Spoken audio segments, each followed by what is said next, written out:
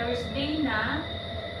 Nang araw na din po kami dito sa Lasal. Simula nung sinugod ko siya. Monday na madaling araw ko siya sinugod.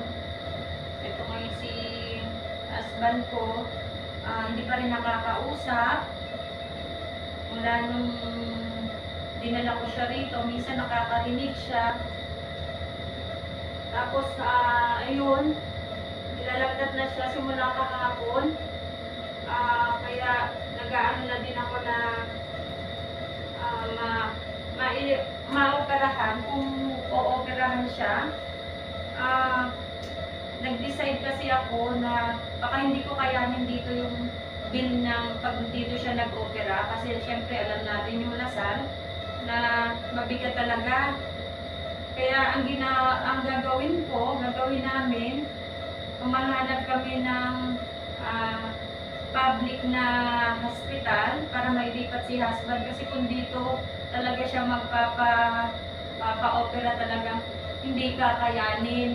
Kasi sa tingin ko baka more than 500,000. Kasi ngayon pa lang, may ilang araw pa lang kami dito. Malaki na rin yung gastos. Ang hirap pag tinakbo mo siya sa hospital na public. Baka mamaya ay hindi pa maasikaso kagad, hindi katulad sa private. Kaya, kasi nung una siyang na-stroke, dito ko naman siya dinala. That time kasi kahit paano, alam ko may pambayad ako.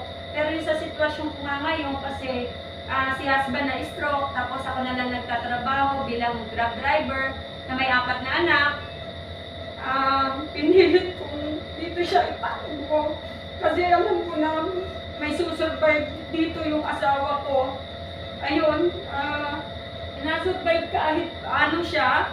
Kaya ang ano naman is yung papa-opera na kailangan niya. Naghahanap kami ng hospital, hopefully.